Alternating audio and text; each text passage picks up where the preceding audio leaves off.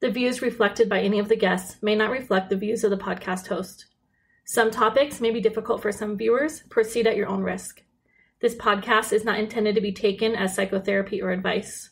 If you're looking for mental health treatment, please contact a licensed provider in your area. Welcome to Hopeology, stories of hope, healing, and resilience. I'm your host, Christina McKelvey. Today we speak to Hayley Park. She is a music and recreational therapist.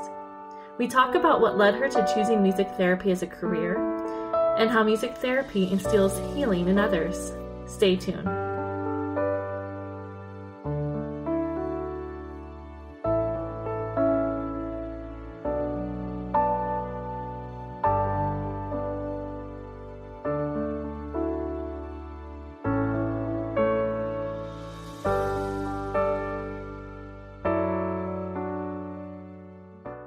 Welcome to Hopeology, stories of hope, healing, and resilience. I'm your host, Christina McKelvey. Today we have Hayley Park. Welcome, Hayley. How are you? Doing well. How about you, Christina? Thank you. Doing well. It's bright and sunny today. That's a nice break from all the snow we've been having lately. Yes.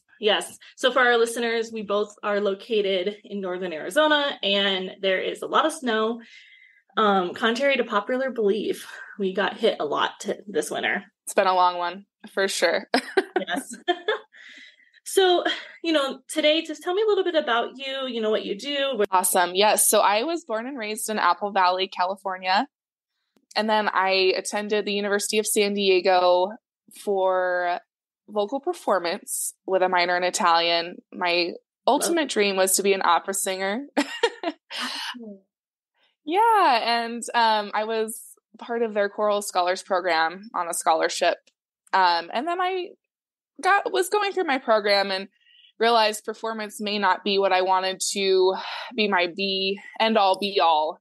So I decided to transition to music therapy, and I completed my master's in music therapy at Arizona State University, which brought me over to Arizona. And so I'm currently the music therapist in recreation therapy. I wear many hats, we'll just say. Sounds like it. Sounds like you're very busy. I am, but it's good. What does it look like to do music therapy? Yes, so music therapy is a wonderful modality. And basically it's using interventions, which can be anything from playing live music, receptive, passive, active listening for a client, can be songwriting, many different interventions that I utilize, and it's accomplishing both musical and non-musical goals. And some of the goals I work on, especially with my veterans, would be increased social interaction. So really decreasing their social isolation, especially during pandemic that we've all been experiencing. Also, I work with hospice and dementia, so increasing cognitive stimulation, also comfort and quality of life. And I really am drawn to end of life and helping those clients as well.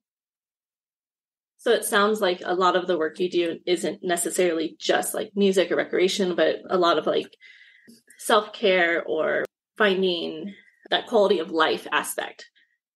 Yes, I would say that's my main goal is quality of life. And then also just really, I also created an internship program. So I'm just now having my second intern. So I love teaching and helping other music therapy students and interns as well get into the profession. I think that's so important because music therapy is not super well known, even though it's been around for 70 years now.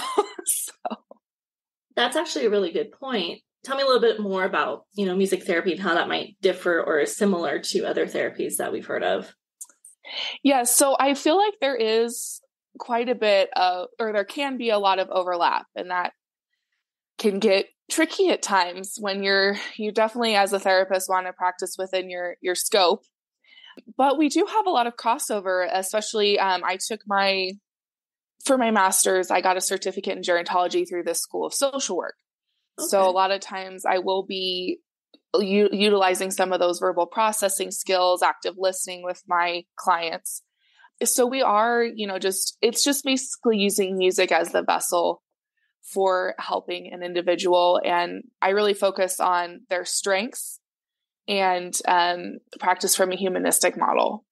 Amazing. Wonderful. Thank you for everything you're doing. And, it's definitely really important to the veterans, especially, the end of life care that you mentioned, that their quality of life is really enhanced. And so thank you for the work you're doing. Well, thank you. I'm really happy to be able to do this, and the fact that I found this profession, or it found me, I guess. It found you. What do you mean by that? Well, I feel like just all of my experiences leading up to this moment in time, really, especially during my college years, experiencing some really heavy losses and trauma to get me to where I am now, to be able to help others through something that I love. I mean, I have always loved music and have been passionate about singing and playing different instruments. So to be able to use those tools in my toolbox, so to say, and then be able to help others, that's really what is meaningful to me. Yes. It's for a lot of us, we get into the helping professions because of our own experience and trauma that we've been through, and we want to give back in that way. So that leads me, to, I think, one of the main focuses today is, tell me about your story, and how you got into the field that you're in, and some of those traumas that you don't mind sharing with our audience. Yes, definitely. So, and I know these are some heavy topics, but a lot of us do deal with these topics. Mm-hmm. And I think it's important to shed light on these issues, because so many of us are going through these things when we may feel alone. And so for me, just sharing my story through those I've known and lost, I think is really important. And so I'll just kind of briefly share, when I was a freshman in college, within the span of 3 months, I lost 2 really close friends to suicide. I'm sorry.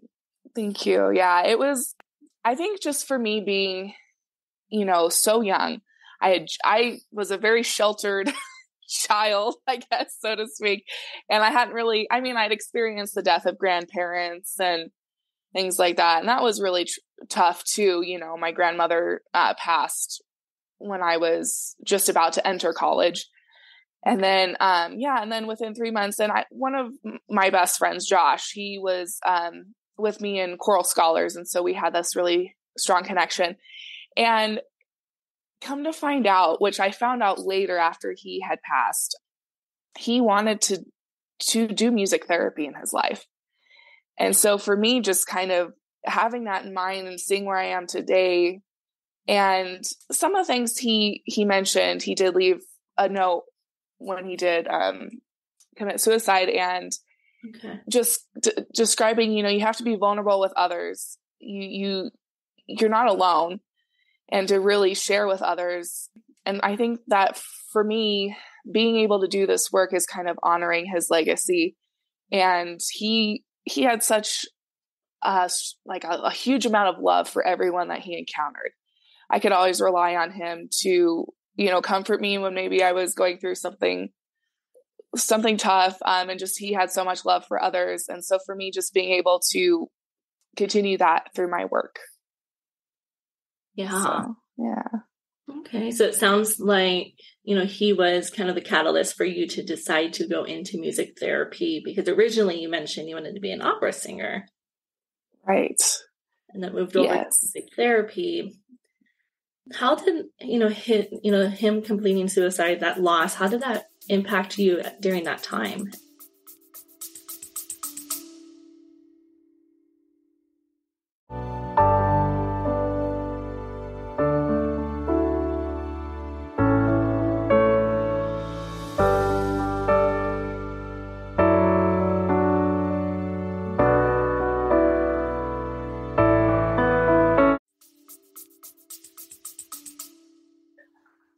I think for me, I felt like my world was spiraling out of control. I felt like I was, and I think especially just having those losses so close together, because my other friend, Mitch, I spent class with him like every day and we had talked about, starting to do music together because he was a guitarist and I was a vocalist, and he came to my recital and vice versa.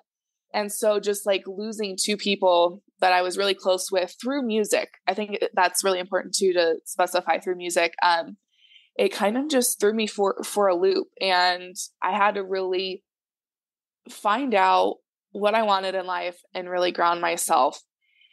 And through that time, I mean, bless my family, I was a wreck. I actually started going to counseling myself during the summer after that semester. And I think that really helped kind of ground me going back into school. I know my mom, she came down and stayed with me during this time. And there was one moment that I kind of knew in my heart that Josh was gone. Like, people were saying, oh, he probably just ran away. And I think it's also important to bring up that we went to a Catholic school. He was gay, and he didn't have that support from his family like he felt he did. And he kind of shared that with us. And so for me, just, finding that grounding after all of that happened, and figuring out how to support others and make sure they feel truly valued for who they are as individuals. Mm-hmm. I think that's really important as well. That they feel valued, they feel seen. Yes. Yeah. So you noticed, some of the things that were happening for him and what might have caused, his death, and you wanted to kind of change that, moving forward. Definitely. Yes. I didn't want anyone else to have to go through this. And I think for all of our friends that were impacted by it, we've all kind of, in our own way, like continued on that message and that legacy. And, I know that he wouldn't want to feel like his death was in vain, that something positive were to come of it, because he was such a positive and loving person. Yeah. And so tell me a little bit more about how you try to continue on his legacy through the work you're doing today. Yes, definitely. So my first job was working with individuals with serious mental illness. And so kind of working with this population that does experience various mental health issues, as well as suicidal thoughts and ideations, I think was important in me, trying to use music to help these individuals. And it really did inspire me to create my thesis regarding work with specifically older adults with serious mental illness, and using for my thesis a Dalcroze and wellness approach, which was using basically a framework of a music therapy program and how to benefit individuals. Okay, so tell me more about that program, how that approach can help individuals, especially those struggling with mental illness, suicidal ideation. Tell me a little bit more about that. Yes. So basically, especially from the wellness approach, really, and as I was touching on earlier, utilizing an individual's strengths. And so that might be, they have an interest in playing piano. For example, we had a rock band group, and we had some amazing, it was really fun. I got to play, bass and drums and sing. And what was really great was we could all kind of switch off, and we had some really talented clients who were involved in that. And they may have some serious issues, let's say on the unit, or they're experiencing some really intense thoughts or things like that. If they have a diagnosis of schizophrenia and they're having those thoughts. Well, when they come to rock band, that was like their time to just focus and really be truly in the music, and also engage with others in a way that was positive. So just kind of, for me, utilizing those strengths of those clients and really bringing them together, I think is really beneficial. What does it do for an individual when they are able to utilize their strengths and, do something that they love? I think it can make a world of difference when people are seen for what they do well. I think that brings a lot of self-confidence as well as hope, resilience. When they say, okay, I'm not just seen as this person for my faults or for these issues I'm struggling with, but these are the things I can bring to the table that are positive and that I can create something of my own. I think that gives them a sense of purpose. That sense of purpose is important. Yes. Yeah. So going back to your friend that you lost. Yes. Josh, yes. It sounded like, it sounds like that was something for him that was really important, and it wasn't necessarily, he wasn't validated or, there was like something there that he wasn't seen, he wasn't heard for, who he truly was. Yes, definitely. I think that's exactly right. And I have this clear memory the night he decided, that he was going to do this, about, however many hours before we had just had choir rehearsal together. And I remember asking him clearly, hey, Josh, are you okay? And he just with a smile said, yeah, I'm doing fine. And then, it's like, wow, who would have known that would have happened like a few hours later. So I think for those of us who are left behind, we talk about survivor's guilt and what if I could have done this or something differently. And I think it just goes to show that there's only so much we can do, but it is important to be aware of those precipitating factors. And you may or may not see those. I know with Josh, there was like, it was just so out of the blue, hard to believe.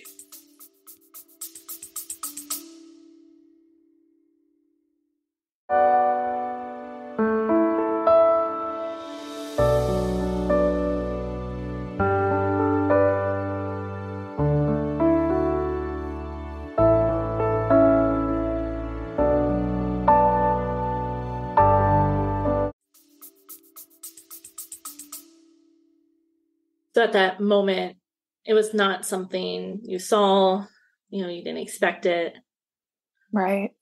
And I've known a total of 5 now, young males to have completed suicide. And it's always pretty shocking when you realize this person was so happy and outgoing, and you just never know what people are going through. And so I think that's really important to discuss these things. Yeah, exactly. It's not to like push it under the rug or, hide from it, and you asked your friend how he was doing. You sense, something, you reached out and you saw him. Right. Yeah. So, maybe you mentioned you've known 5 individuals. That's hard for you. Tell me a little bit more about how those other losses impacted the work that you're doing today. Yes. So actually another classmate of mine was in grad school, and it was right after we had done, he was in many of my classes and we weren't close, I would say, but we were around each other a lot just from being in classes. We had done a project together a whole semester, and just to find out that news, it was almost like throwing me back to my undergrad. And it just kind of like a repeating pattern almost. And so that was pretty interesting, because as the music therapy community, to experience that loss when, we're the ones that are supposed to be the helpers, right? And so realizing that the helpers need help too, I think is important. That's actually a really good point that you're bringing up, that a lot of times, we tend as helpers, as therapists, healthcare providers, forget to really take care of ourselves and really lean into hard feelings that we might be experiencing and ask for help. That's very true. And I think it's so important to just not only be open with your peers or who you feel comfortable with, other therapists maybe, or whoever is in your profession that you feel comfortable discussing these things with. And we talk about, I know for music therapy, we have supervision. I think that's so important, even as a professional, to have someone to reach out to and really discuss things with. But then also going to your own counseling and therapy, I think is so important as well. Yeah, if you don't mind sharing, tell me how that has helped you through, Mhm. the losses that you experienced, and if it's helped you find that healing or resiliency. Yeah, so I think it's so important. I also did continue on with counseling. And I think it's important too to also mention, there may be a therapist you just don't click with, and that's okay. Everyone Mhm. has different styles of counseling and therapy. I know that when I was in school at my undergrad, I just felt like so abandoned almost by the professionals there. And I don't think they really were able to deal with the gravity of the situation of losing so many students to suicide. And I think that Mm. once I got someone in the community, over that summer break who had more experience maybe with that, that was really helpful. And I really connected with this therapist, and she really helped me see things in a certain light, or really just allowed me to focus on my self-care and tips and tricks for that. And then during, continuing through grad school, I found another therapist out here in Arizona who was really amazing as well. So I think it's just being able to bounce things off of someone, but also have that person to help guide you to your own insight is really important as well. Someone to help guide you towards your own insight. Expand on that more. Yeah. So I think, some people, when they go to therapy, they think, oh, this therapist is going to fix everything for me. Yes. And I think it's important to, to realize that no, you have to do the work, and a therapist can only guide you into doing that internal work. And it is work. You have to explore some things that are really tough.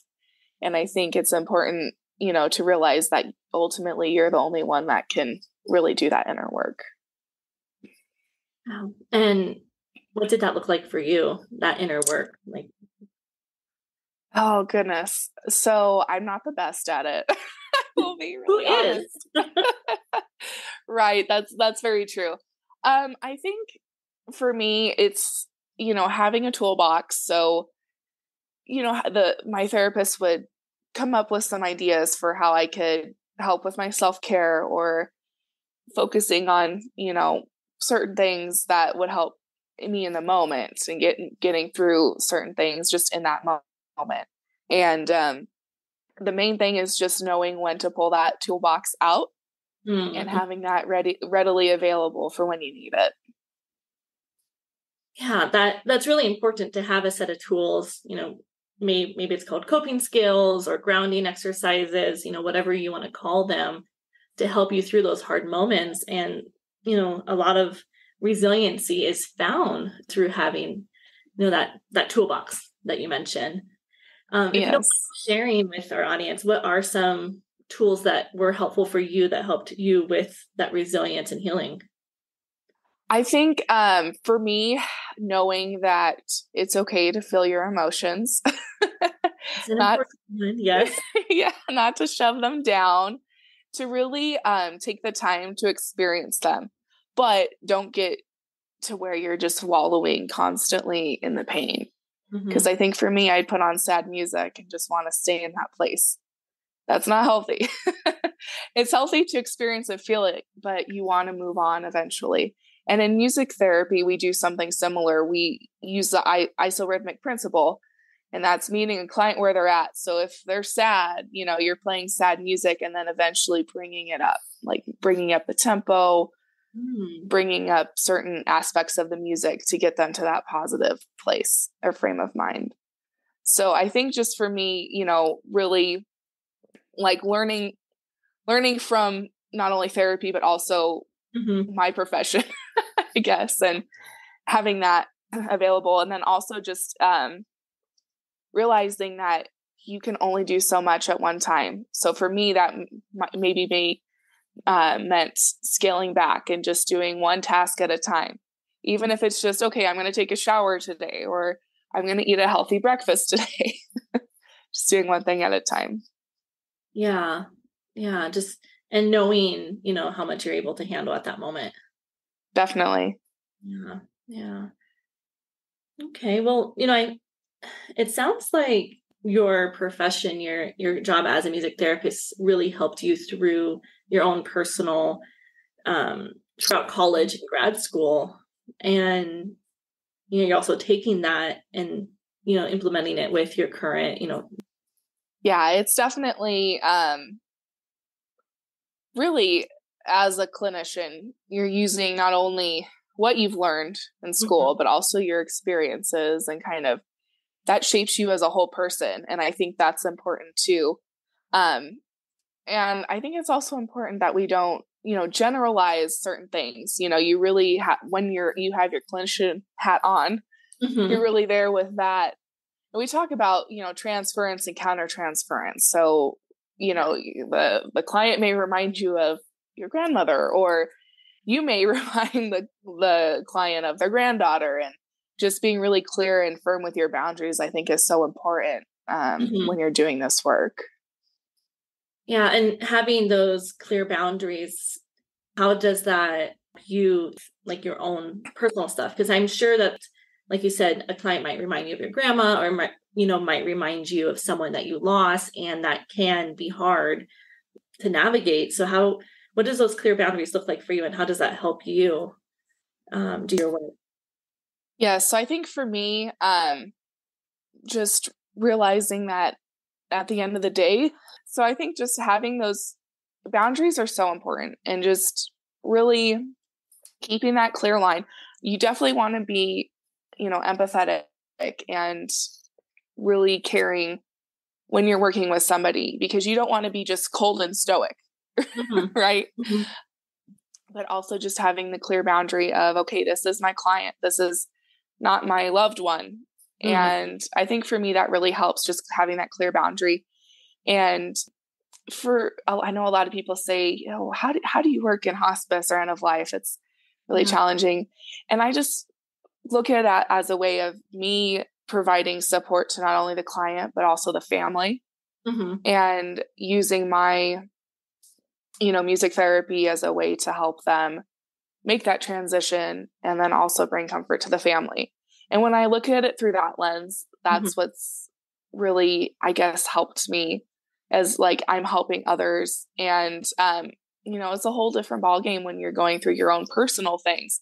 But when you have those clear boundaries of your profession, you're able to really, be a useful clinician as far as providing those services. Yeah. And that's important. Sure. Yeah.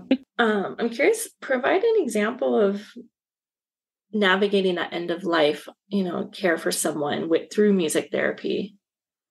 I was very curious about what that looks like. If you have an example you're able to share. Yes, definitely. So I can provide a couple of different examples if we have time. Yeah. Okay. So one of the things I did during internship was provide procedural support during ventilator releases. So that's when somebody's coming off of life support. And these can be a very stressful, emotional time, especially for family.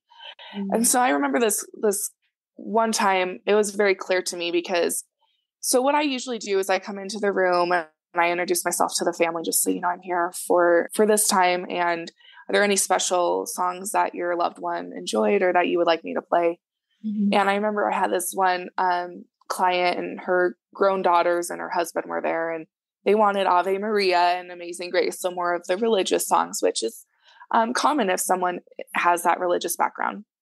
And so usually I play the guitar and I match the downbeats of the guitar to the person's breathing.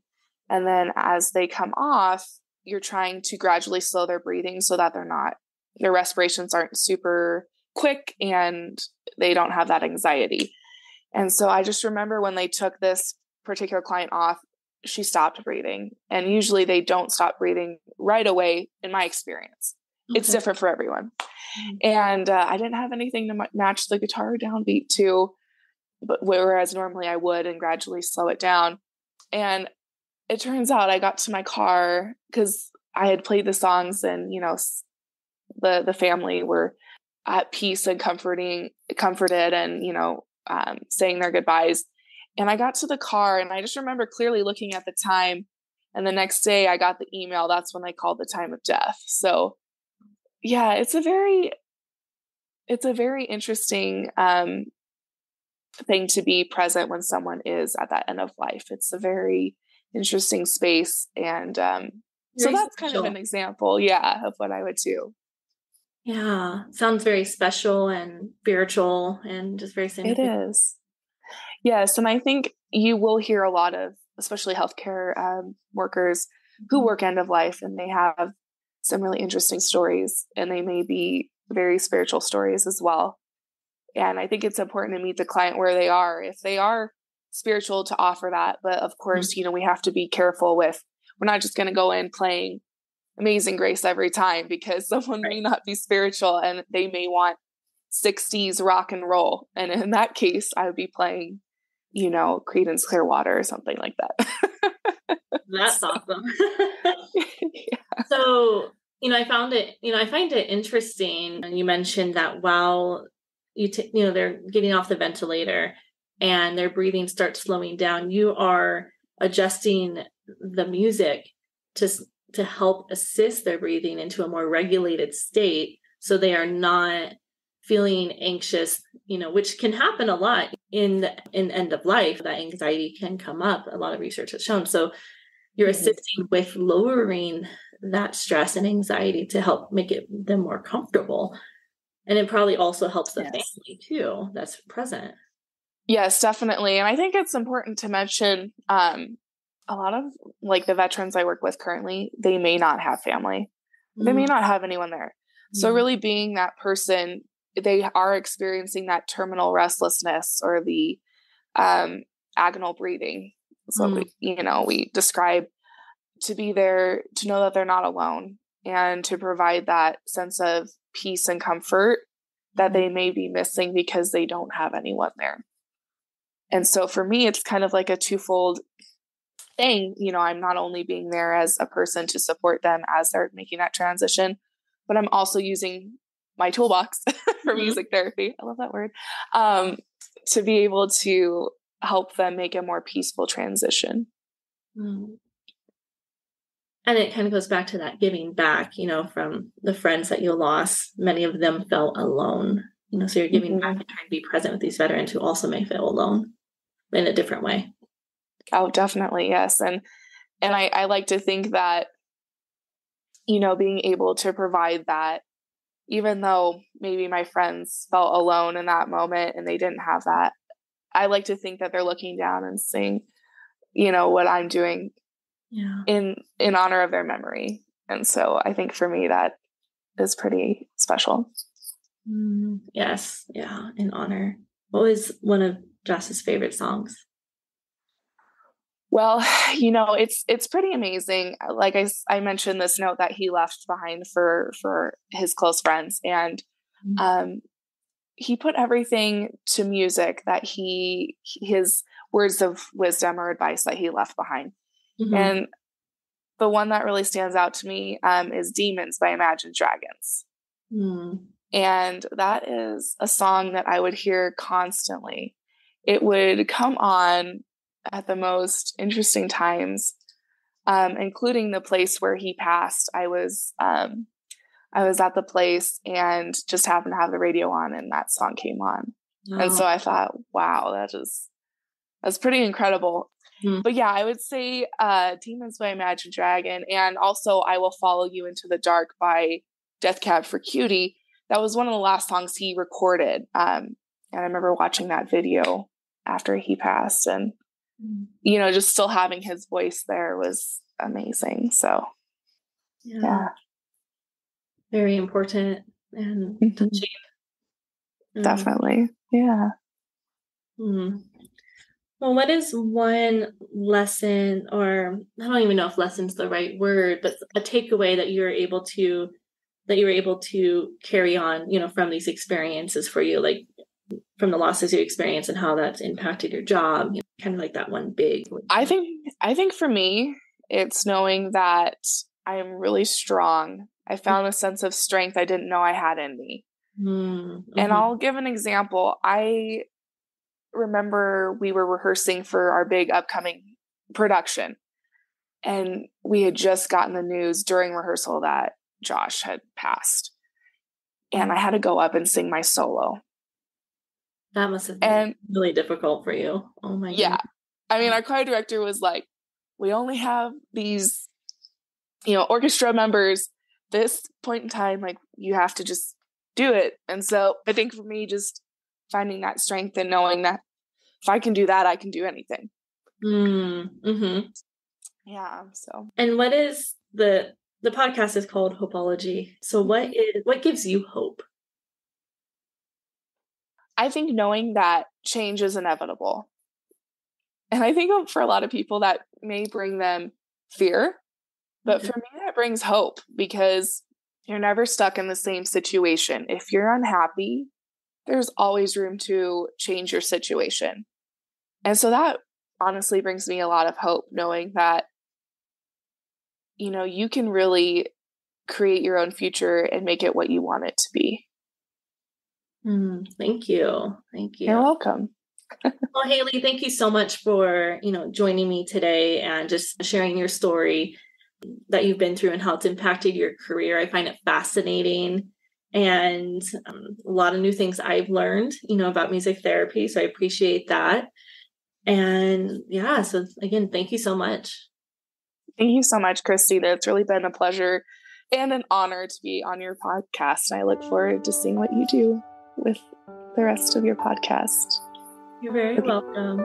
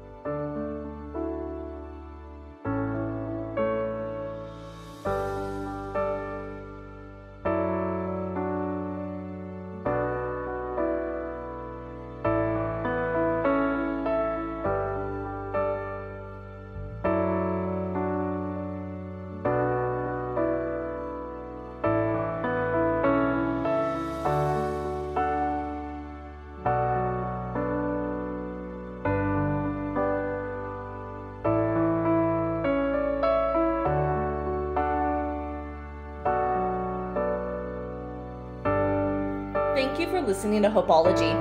To learn more about us or to listen to past episodes, you can find us on all of your podcast streaming stations. Please also follow our Instagram page at Hopeology Podcast and visit our website, www.hopeologypodcast.com. Thank you. Thank you for listening to Hopeology. If you enjoyed today's show, please leave us a review. To learn more about us or listen to past episodes, you can find us on all your podcast streaming stations. If you are interested in being a guest or if you have any feedback, please email us at hopeologypodcast@gmail.com. You can also support our show by clicking on the link in our show notes. Please also follow our Instagram page, Hopeology Podcast, and visit our website, www.hopeologypodcast.com.